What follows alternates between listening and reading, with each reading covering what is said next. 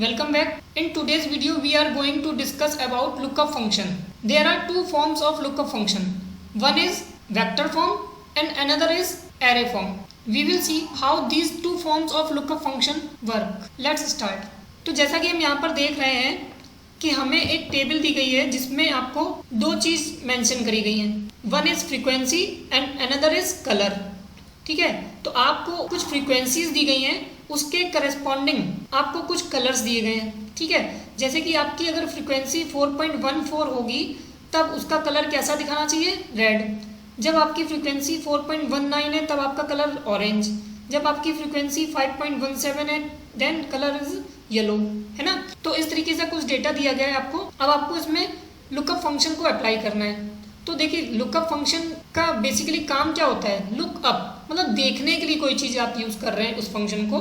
ठीक है, तो देखिए लुकअप फंक्शन जो है वो आपका वी लुकअप और एच लुकअप दोनों की तरह काम करता है. ठीक है, अब आप कहेंगे ये कैसे? तो हम आपको प्रैक्टिकल दिखा देंगे, लेकिन अभी तब तक के लिए आप ये समझ लीजिए कि अगर आपकी टेबल में number of rose is more than number of columns है, यानी कि अगर आपकी टेबल में जो रो की संख्या है वो कॉलम से ज़्यादा है तो वो वी लुकअप की तरह काम करेगा.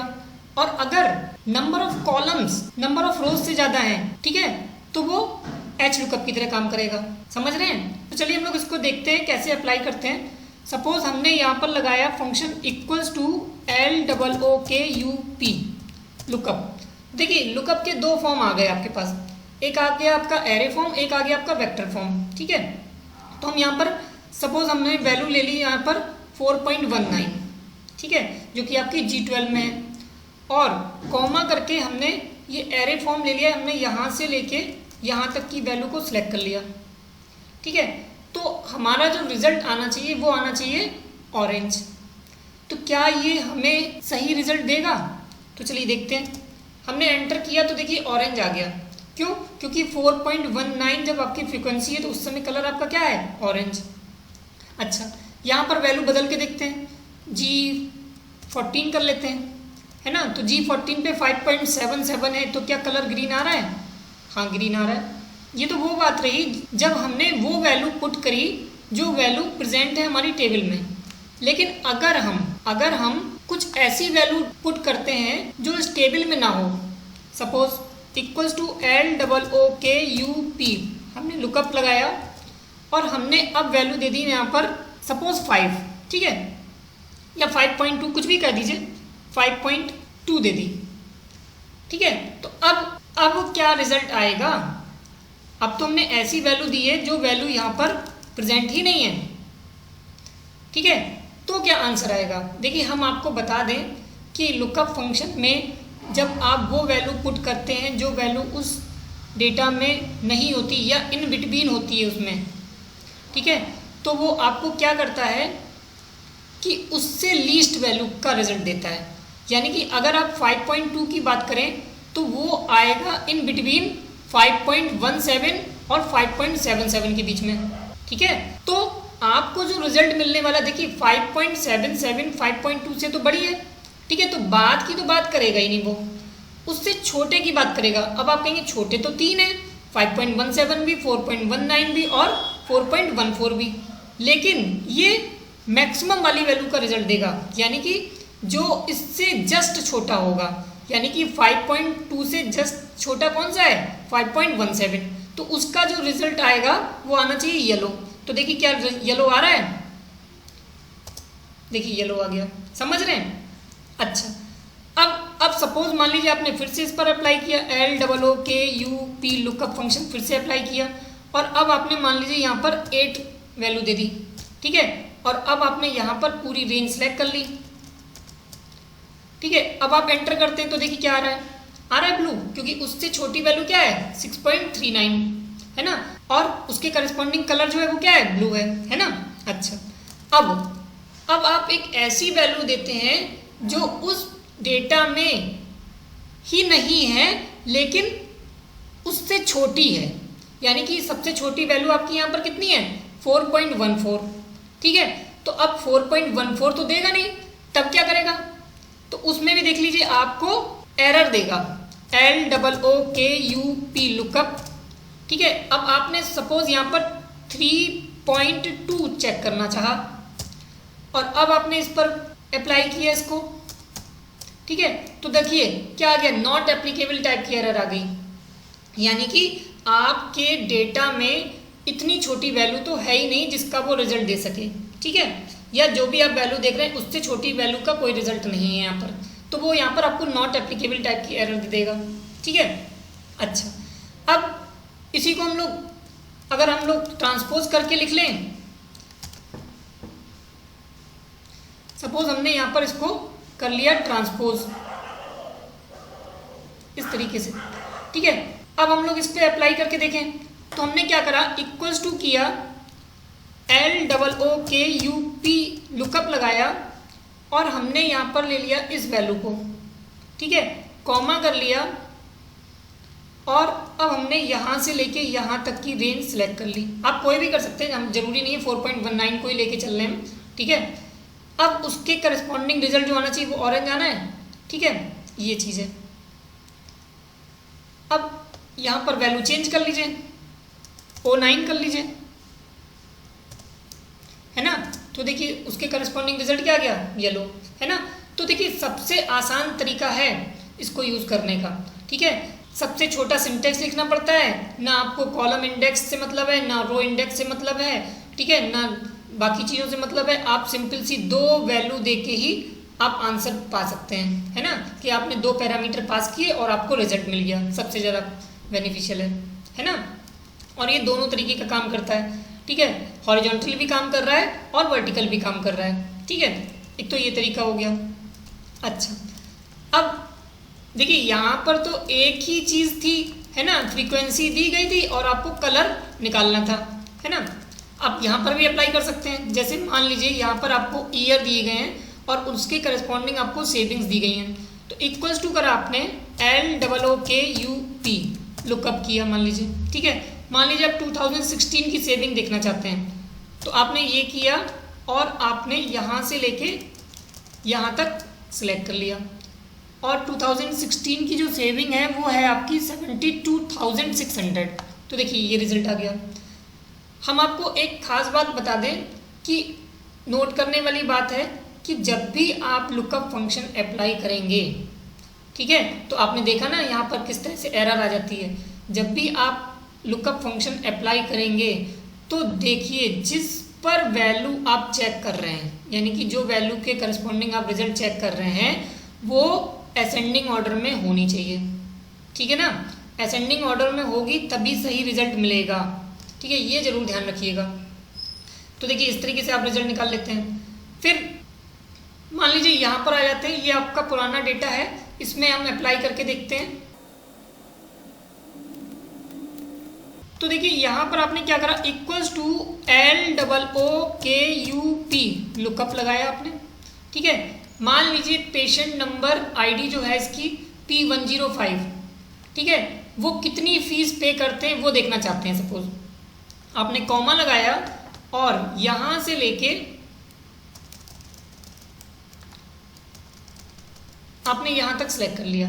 ठीक है, और जैसे ही एंटर करेंगे तो देखिए 300 रुपये ये पे करते हैं, तो देखिए 300 रुपये आ गया। ठीक है, अब अगर ये नहीं चाहते कि आप फीस देखना नहीं चाहते हैं, आप चाहते हैं कि इनको कौन से डॉक्टर देखते हैं या ये कौन से वार्ड में है, ये कौन सी है, इनको डिजीज़ है या इनका नाम क्या है, इस तरीके का कुछ करते हैं, तो आपको क्या करना होगा, देखिए इक्वल्स टू LOOKUP लुकअप लगाएंगे। फिर मान लीजिए सपोज इसी का ही ले लेते हैं, कॉमा कर लिया आपने। ठीक है, अब अगर मान लीजिए आप डॉक्टर देखना चाहते हैं सपोज, तो आप क्या करेंगे,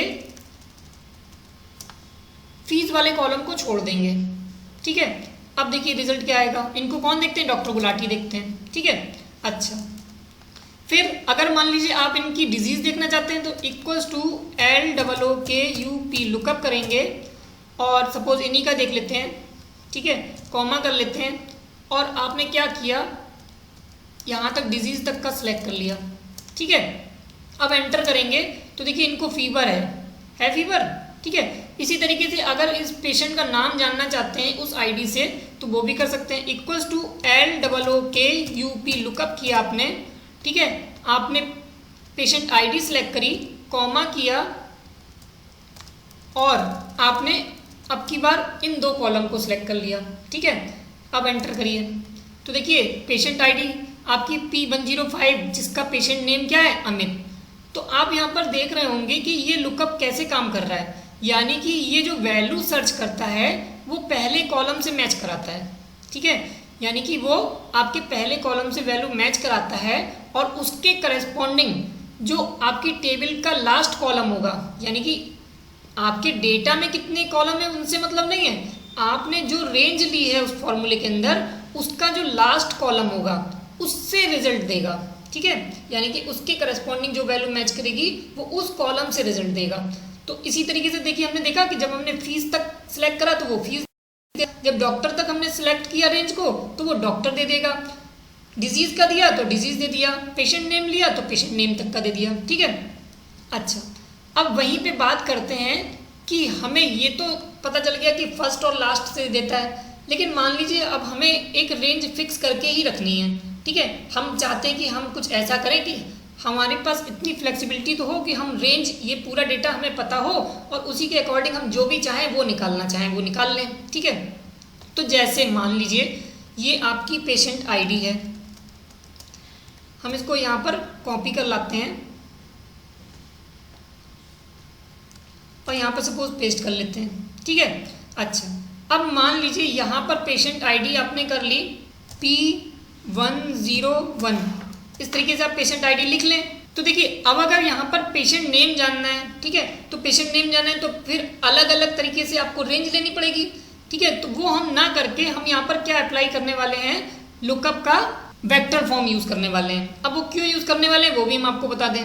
देखिए सबसे पहले क्या करें, इक्वल्स टू LOOKUP लुकअप लिखा। ठीक है, अब हमने क्या करा, हमने यहाँ पर लुकअप वैल्यू ले ली P101। ठीक है, कॉमा किया और लुकअप वेक्टर यानी कि किस में देखी जाएगी ये वैल्यू, तो इसी रेंज में तो मिलने वाली है। चलिए ये हो गया। फिर रिजल्ट वेक्टर, तो रिजल्ट वेक्टर अब देखिए यहाँ पर अब हमें फ्लेक्सिबिलिटी हो गई ना कि ऐसे क्या हो रहा था, फर्स्ट और लास्ट कर रहा था, तो रिजल्ट वेक्टर हमारा क्या है, रिजल्ट वेक्टर हमारा है ये। ठीक है, देखिए दोनों टांगे इसकी बराबर होनी चाहिए, है ना, जितना लुकअप वेक्टर में लिया है उतना ही आप रिजल्ट वेक्टर में लें। ठीक है, तो उसके करस्पॉन्डिंग ये पेशेंट का नाम दे देगा। तो देखिए अजय आ गया, है ना, इस तरीके से चीज़ें चलती हैं। अच्छा फिर अगर इसी के करस्पॉन्डिंग आपको डिजीज़ निकालनी है, ठीक है, तब आप क्या करेंगे, फिर वार्ड निकालना है, डॉक्टर निकालना है, फीस निकालनी है ना, तो आप क्या करें, आपको फिर से अप्लाई करना पड़ेगा। आप ये नहीं करना चाहते हैं। ठीक है, अगर देखिए यहाँ पर आप ड्रैग कर देते हैं तो सब चीज़ें बदल जाएंगी, है ना, तो ये चीज़ आपको नहीं करनी है ना। तो देखिए रिजल्ट देखिए सब कुछ गड़बड़ आ गया, तो आपको ये तो नहीं करना है।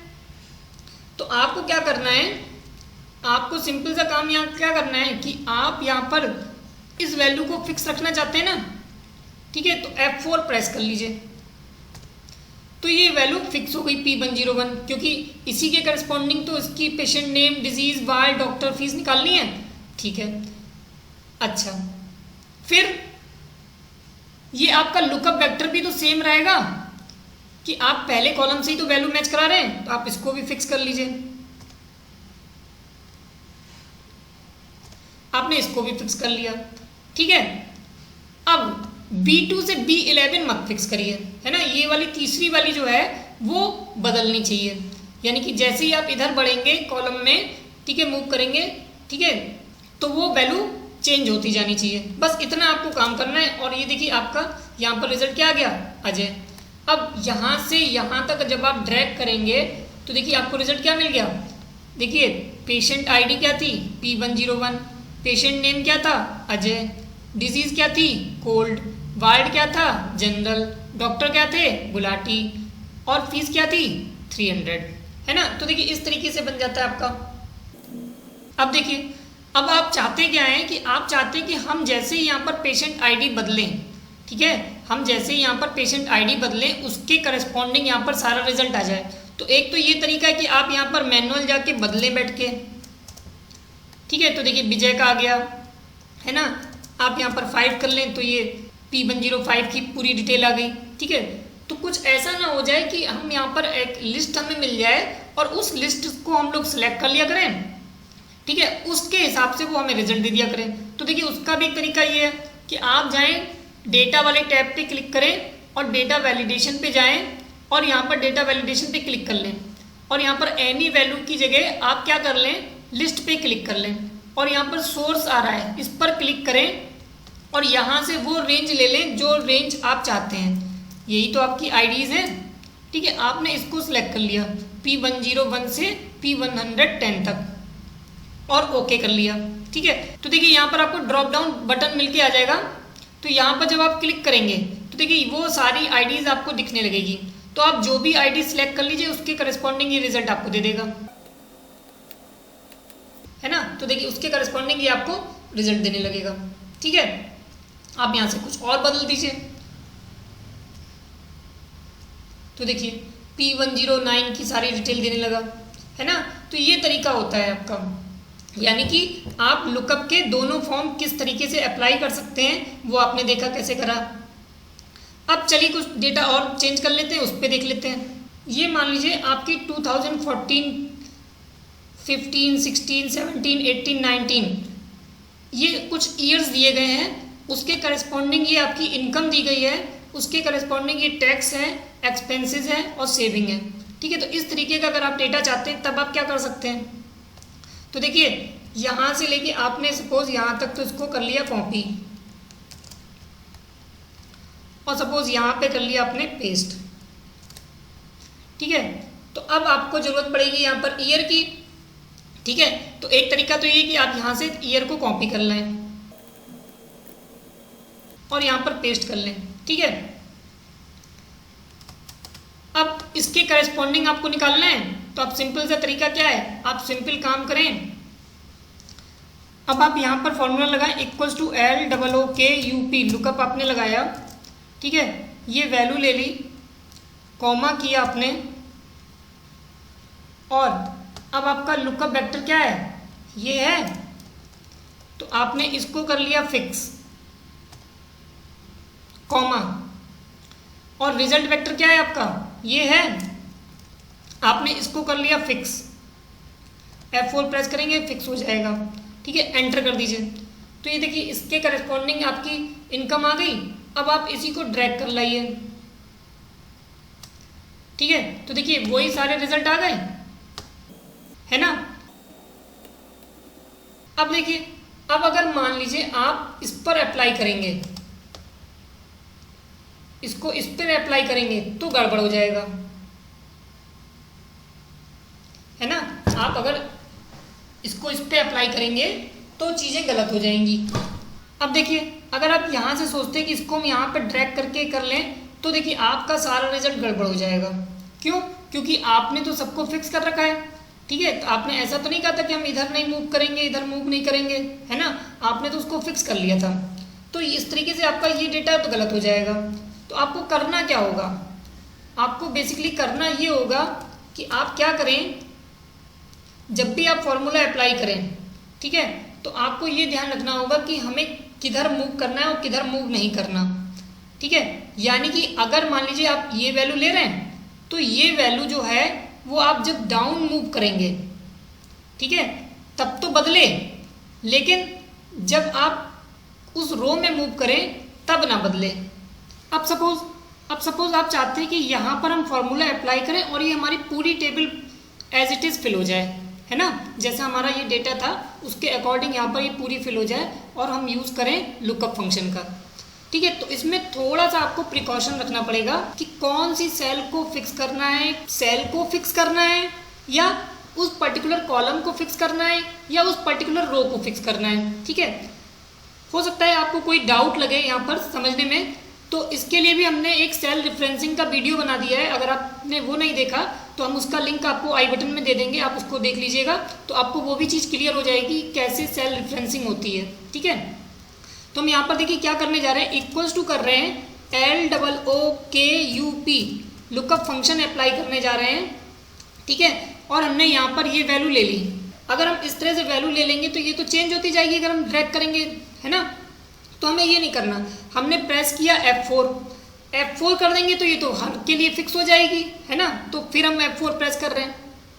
तो हमने यहाँ पे क्या किया कि यहाँ पर ये क्या कर रहा है कि रो को फिक्स कर रहा है, ठीक है। हमें रो को फिक्स नहीं करना, ठीक है, हमें तो रो में मूव करना है, तो हमें रो को फिक्स नहीं करना। हमने फिर से F4 प्रेस किया तो अब ये देखिए ये G कॉलम फिक्स हो गई लेकिन रो वेरी रहेगी, है ना। तो ये हमारा हो गया $G11। फिर हमने कॉमा किया, फिर लुकअप वेक्टर तो ये हमारा फिक्स रहेगा। तो हमने ये रेंज ले ली और F4 प्रेस कर लिया, ठीक है, तो ये तो फिक्स रहेगा, कॉमा। अब रिजल्ट वेक्टर क्या, रिजल्ट वेक्टर हमारा ये रेंज रहेगी, लेकिन अगर इस तरीके से कर देंगे तो नीचे ड्रैग करेंगे तो अभी B2 से B7 है, वो फिर बाद में क्या हो जाएगी B3 से B8, फिर इसी तरीके से बढ़ती रहेगी, बदलती रहेगी। तो वो तो हमें बदलना नहीं, हमें तो ये रेंज बिल्कुल ऐसे ही रखनी है, ठीक है, जब तक हम नीचे मूव करें, ठीक है। लेकिन जब राइट में मूव करें तब ये बदलना नहीं चाहिए, है ना। पहले इनकम वाले कॉलम को ले, जब राइट में मूव करें तो टैक्स वाले कॉलम को ले, फिर एक्सपेंसेस वाले कॉलम को ले, फिर सेविंग वाले कॉलम को ले। लेकिन जब डाउन मूव करें तब ये चीज़ ना बदले। अब देखिए अगर आप F4 प्रेस करते हैं तो ये तो पूरा का पूरा सेल को फिक्स कर देगा, ये तो हमें करना नहीं है ना। हम फिर से F4 प्रेस करते हैं तो देखिए ये हमारी रिक्वायरमेंट फुलफिल करेगा। क्यों? क्योंकि इसने क्या करा, रो को फिक्स कर दिया, ठीक है, रो को फिक्स कर दिया, यानी कि अब हमारी रो में चेंज नहीं होना चाहिए जब भी हम राइट मूव करेंगे, ठीक है, और कॉलम वेरी करती रहेगी, ठीक है ना। तो देखिए जब राइट में मूव करेंगे तभी तो कॉलम वेरी करेगी, है ना। तो ये जरूर ध्यान रखिएगा। एंटर कर दीजिए तो ये देखिए 1,20,000 आ गई। अब जरा डाउन फिल करके देखिए क्या आपका सारा का सारा डेटा सही आ रहा है। तो देखिए 1,32, 1,45, 200, है ना, 159,720, ठीक है। इस तरीके से आपको सारा डेटा मैच कर रहा है। अब ये तो काम आपका इधर का तो हो गया, क्या राइट साइड में अब जब ड्रैग करके ड्रॉप करेंगे, ठीक है, फिर हैंडल से, तब क्या ये डेटा सही देगा। तो देखिए सारा का सारा डेटा आपका सही आ गया, ठीक है। क्यों? क्योंकि देखिए यहाँ पर आपका क्या था $G11, ठीक है, यानी कि आपने कॉलम को फिक्स करा था, ठीक है, रो को फिक्स नहीं किया था। यानी कि जब आप यहाँ से यहाँ पे मूव करेंगे, ठीक है, तो वो G ही रहेगा, ठीक है ना। यहाँ पे $G11 कर रखा है। जब आप यहाँ पे देखेंगे तो देखिए $G12 हो गया, यहाँ पर $G13 हो गया, $G14 हो गया, $G15 हो गया, यानी कि रो वेरी कर रही है आपकी, है ना, कॉलम फिक्स है। जब आप यहाँ पर मूव करते हैं तो देखिए G है तो 11 ही रहा ना, ठीक है। यहाँ पर भी देखिए G11 ही है, यहाँ पर भी G11 ही है, क्योंकि हमें G11 को फिक्स रखना था। तो देखिए जब आप रो में मूव कर रहे हैं तो देखिए आपका वो G11 फिक्स रहता है, लेकिन जब आप कॉलम में मूव करते हैं तो देखिए वेरी करता है ना, वही हम चाहते थे। अच्छा तो देखिए यहाँ पर जब आए, यहाँ पर आए तो देखिए क्या चीज़ चेंज हो रहा है, G11, G12, G13, G14 इसी तरीके से बदल रहा है। लेकिन क्या बाकी में कोई चेंज हो रहा है डाउन मूव करने में? नहीं हो रहा, ठीक है, क्योंकि हमें ये फिक्स रखनी थी। हमारी A2 से लेके A7 तक भी फिक्स होनी थी, ठीक है, और हमें B2, B7 में 2 से लेके 7 तक को भी फिक्स रखना था, उस रो को फिक्स रखना था, यानी कि यहाँ से लेके यहाँ तक को फिक्स रखना था, ठीक है। तो वो चीज़ हो गई। जब आप यहाँ मूव करते हैं तो देखिए B के बाद C आ गया, C के बाद D आ गया, D के बाद E आ गया, यहाँ पे चेंज हो रहा है, ठीक है। लेकिन जब यहाँ जा रहे हैं तो देखिए कोई चेंज नहीं नजर आ रहा, है ना। तो ये खास ख्याल रखेंगे कि जब भी आपको फॉर्मूला इस तरह से अप्लाई करना हो तो आप सेल रेफरेंसिंग का बहुत अच्छे से यूज़ करेंगे, ठीक है। कब आपको क्या करना है ये बहुत अच्छे से पता होना चाहिए, इसीलिए सेल रेफरेंसिंग सिखाई जाती है, ठीक है। आपको बहुत जगह ज़रूरत पड़ती है। जब भी आप कोई फॉर्मूला अप्लाई करें तो आप कॉमन ऐसे ना यूज़ कर दें कि बस ऐसे ही लगा दिया और ड्रैग करके ड्रॉप कर देंगे, तो वो एक ही तरह का काम करेगा, है ना। आपको हो सकता है रो में भी काम करना हो और कॉलम में भी काम करना हो इस तरीके से ड्रैग करके, ठीक है। तो वो आपको ज़रूर ध्यान रखना होगा कि आपने जो सेल रेफरेंसिंग यूज़ करी है वो प्रॉपर यूज़ करी है कि नहीं करी है, ठीक है। आई थिंक आपको लुकअप के बारे में कुछ आइडिया मिल गया होगा, ठीक है। अगर आपको फिर भी कोई डाउट है तो आप हमें कमेंट्स बॉक्स में लिख सकते हैं। अगर आपको ये वीडियो अच्छा लगा हो तो इसे लाइक करें, शेयर करें और अगर आपने हमारे चैनल को अभी तक सब्सक्राइब नहीं किया है तो इसे सब्सक्राइब करें और हाँ बेल आइकन पे क्लिक करना ना भूलें ताकि आपको नेक्स्ट वीडियो की नोटिफिकेशन सबसे पहले मिल सके। Thank you.